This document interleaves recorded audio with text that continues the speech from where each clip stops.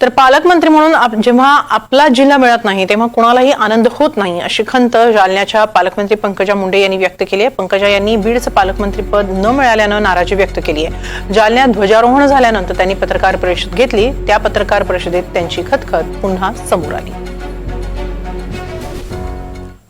Statement असं नाही, मला पत्रकारांनी विचारलं की तुम्हाला बीड मिळालं नाही, म्हणलं नाही मिळालं, मिळालं असतं तर आनंद झाला असता। आपला जिल्हा नाही मिळाला तर आनंद होणारच नाही ना कोणालाही, कारण मी तिथे 5 वर्ष पालकमंत्री म्हणून काम केलं। पण मी जीवनामध्ये जे पण निर्णय होतात ना त्याला अनुभव म्हणून घेत असते।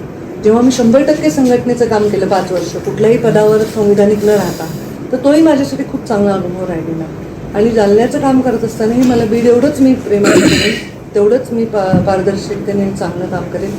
आणि फक्त साहजिक आहे बीडमध्ये मला तशी माझी मनाची तयारी होती की मला दुसरा जिल्हा मिळेल, पण आपल्या जिल्ह्यात काम करावं, आपल्या कार्यकर्त्यांचा एवढा मोठा संचय असताना असं वाटलं